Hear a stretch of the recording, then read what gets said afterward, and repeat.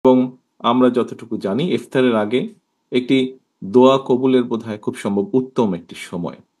সেই জন্য এই সময় কথা বরঞ্চ আমরা কম বলে যতটুকু সময় পাই আল্লাহর দরবারে হাত তুলে আমরা আমাদের নিজেদের জন্য, নিজেদের আপনজন যারা আছেন তাদের জন্য এবং সর্বোপরি দেশ এবং দেশের মানুষের ভালোর জন্য আমরা আল্লাহর দরবারে হাত তুলতে চাই। আ তার আগে যদি যতটুকু একটু কথা বলতে পারি আমি, ২-১ টি কথা আমি আপনাদের সামনে একটু তুলে ধরতে চাই। আমরা সবাই জানি রমজান আমাদেরকে কয়েকটি জিনিস শেখায়। এখানে আ গুরুত্বপূর্ণ ওলেমা এবং মাশায়েখগণ আছেন। উনারা এই জিনিসটা আরো ভালোভাবে বলতে পারবেন। আমি যতটুকু আমার অবস্থান থেকে আমি দেখেছি যে রমজান আমাদেরকে বোধহয় শিখায় সংযম হতে। রমজান আমাদেরকে শিখায় কিভাবে ধৈর্যশীল হতে।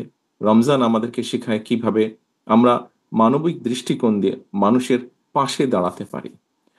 শুধু বোধহয় মানুষই নয়, আল্লাহর সৃষ্টি, প্রতিটি সৃষ্টির পাশে যাতে আমরা যেহেতু আল্লাহ আমাদেরকে মানুষ সৃষ্টির সেরা জীব হিসাবে সৃষ্টি করেছেন, আমাদের দায়িত্ব নিশ্চয়ই প্রকৃতির যা কিছু আছে, যা, যা আল্লাহর সৃষ্টি, সবই আল্লাহর সৃষ্টি আমাদের আশেপাশে যা আমরা দেখি, যা আমরা যতটুকু জানি। সেই সৃষ্টিকে যতটুকু সম্ভব সৃষ্টির পাশে দাঁড়ানো, সেটিকে রক্ষা করা বা সেটিকে সহযোগিতা করা, সেটিকে যত্ন নেওয়া। সোজা কথা, রক্ষা আল্লাহই করবেন আল্লাহর সৃষ্টিকে, সেটিকে যত্ন নেওয়া। এটি আমাদের রমজান আমাদেরকে শেখায়। এখানে উপস্থিত সম্মানিত ওলেমা মাশায়েখগণ আছেন। একজন মুসলমান হিসাবে আ আমার কাছে একটি আ প্রশ্ন বারে, বারেই ঘুরপাক খেয়েছে। আমরা দেখেছি খ্রিস্টান সম্প্রদায় সারা বিশ্বে তাদের বড়দিন একই দিনে পালন করে। আমি এখানে উপস্থিত ওলেমা মাশায়েখগণকে অনুরোধ করব, শুধু আপনাদেরকে নয়, সারা দেশে আরো অনেক, অনেক আ জ্ঞানী ওলেমা মাশায়েখগণ আছেন। আমরা চিন্তা করে দেখতে পারি কিনা, আমরা আলোচনা করে দেখতে পারি কিনা যে বাংলাদেশের মানুষ সারা বিশ্বের মানুষের সাথে একই দিনে আমরা একসাথে রোজা এবং ঈদ পালন করতে পারি কিনা? বিজ্ঞানের যুগে এটি করা সম্ভব কিনা, কোনো উপায় আছে কিনা, এই বিষয়টি আপনাদেরকে আমি চিন্তা করার জন্য অনুরোধ করব।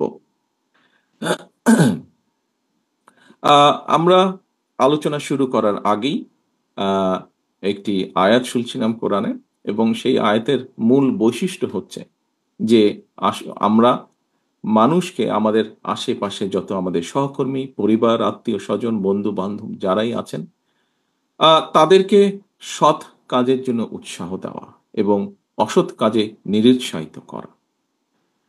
প্রিয় উপস্থিতিবৃন্দ, আমার মনে হয় এটি আমরা যদি করতে সক্ষম হই, যতটুকুই যার যতটুকু অবস্থান থেকে যতটুকু আমরা করতে সক্ষম হই না কেন, তাহলে আমরা আমাদের যে প্রত্যাশিত সমাজ, আমাদের যে প্রত্যাশিত দেশ, এরকম একটি সমাজ এবং দেশ ধীরে, ধীরে পর্যায়ক্রমিকভাবে গড়ে তুলতে সক্ষম হব।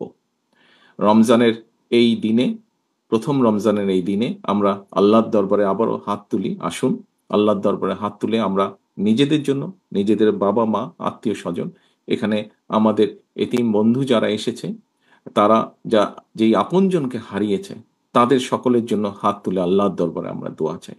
আল্লাহর দরবারে আমরা দোয়া চাই, আমাদের এই যে প্রিয় মাতৃভূমি, যেটি আমাদের ১ম এবং যেটি আমাদের শেষ ঠিকানা, সেই মাতৃভূমিকে যেন আল্লাহ একটি রহমত দেন।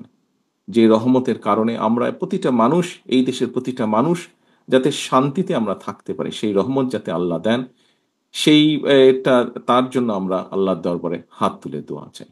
এই বলেই আমি আমার বক্তব্য শেষ করছি। আল্লাহ হাফেজ। বাংলাদেশ জিন্দাবাদ, বাংলাদেশ জাতীয়তাবাদীদের জিন্দাবাদ। আসসালামু আলাইকুম। ধন্যবাদ।